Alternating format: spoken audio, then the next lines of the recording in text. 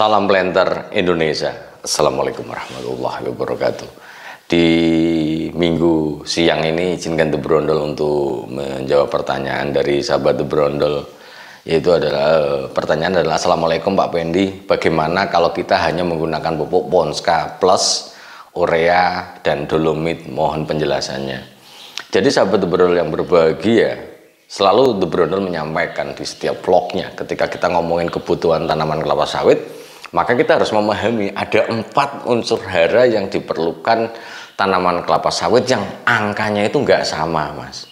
Artinya angkanya nggak sama karena bahwa ada kelapa sawit itu menyerap unsur hara makro, ada 4 yang serapan itu jumlahnya nggak sama, yaitu ada kalium pada urutan pertama, jumlahnya terbanyak kedua adalah nitrogen, ketiga adalah magnesium, dan yang keempat adalah fosfor.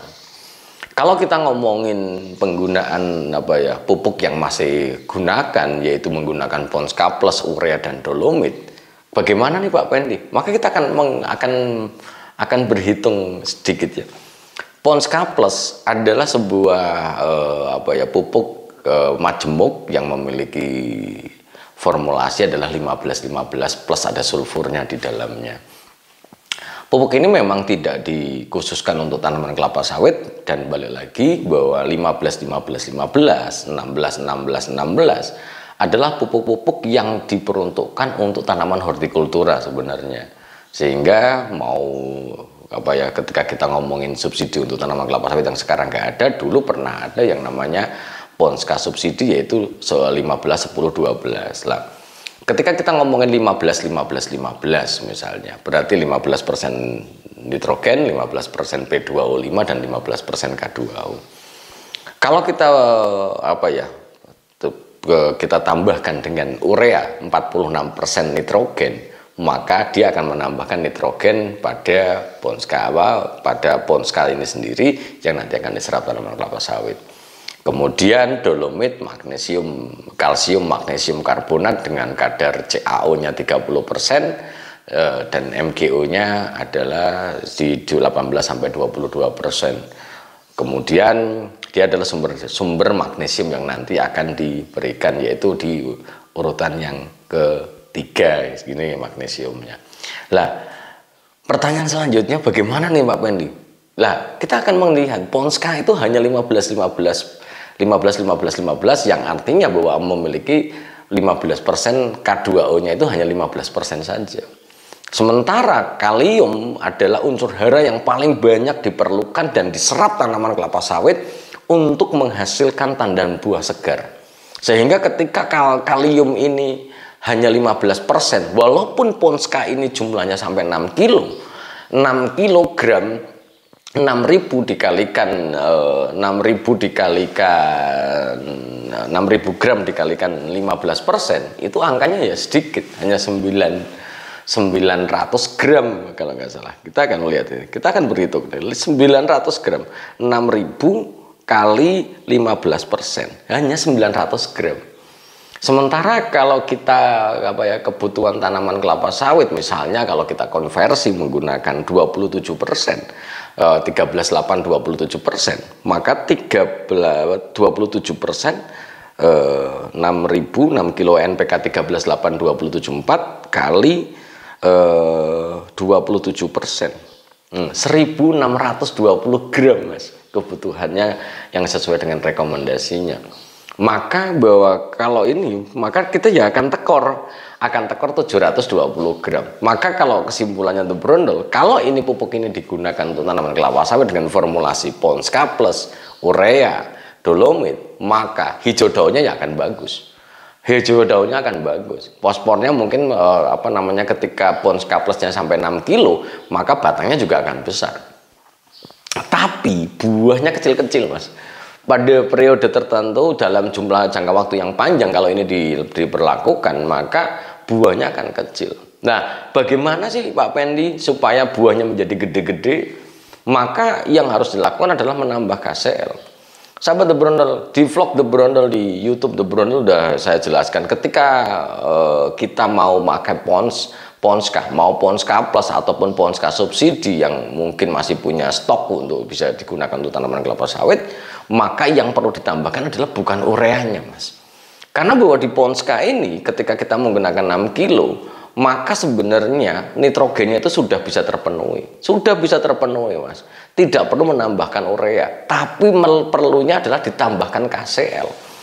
Karena bahwa 15% K2O ini walaupun dia 6 kilo tadi sudah kita hitung kebutuhan jumlahnya hanya 900 gram K2O. Sementara kalau kita menggunakan 13,8,20,74 jumlahnya itu adalah 1620 gram. Sehingga ketika masih mau menggunakan Ponska Plus atau Ponska subsidi, maka kalium yang harus ditambahkan dalam bentuk KCl-nya itu harus ditambahkan. Dimana bahwa KCl itu memiliki 60% K2O, ditambahkannya berapa? Maka kalau kita menggunakan Ponska, mau Ponska Plus atau Ponska subsidi, maka biasanya kita gunakan adalah 250 gram per 1 kg Ponska, Mas, untuk menambahkannya. Untuk juga kalium sebagai unsur hara yang yang diserap paling banyak untuk tanaman yang sudah panen, karena bahwa dalam tandan buah segar komponen tertinggi yang diserap oleh tanaman kelapa sawit untuk bisa menghasilkan tandan buah segar yang sempurna adalah kalium. Nah, per satu ton tandan buah segar itu kita membutuhkan setara dengan 7,3 kg KCl, yang artinya angkanya cukup besar, Mas. Kalau seandainya masih menggunakan Ponska Plus tok, di mana 15% K2O, ya buahnya pasti akan mengecil. Itu sekali lagi sahabat Brondol yang mau pakai Ponska Plus atau Ponska, maka gunakanlah tambahan dan bukan urea, bukan TSP, melainkan adalah KCl yang bisa ditambahkan adalah 250 gram KCl atau MOP dengan kadar 60% K2O per 1 kg Ponska itu sendiri.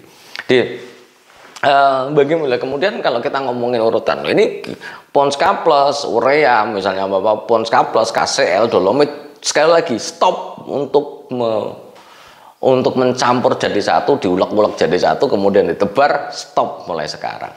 Alasannya adalah yang pertama, pencampuran akan banyak memberikan sebuah dampak, khususnya ketika kita mencampur dengan pupuk yang menaikkan pH. Ketika misalnya kita menggunakan dolomit 2 kilo dicampur dengan Ponska, bahaya nggak apa-apa ini? Ya bahaya.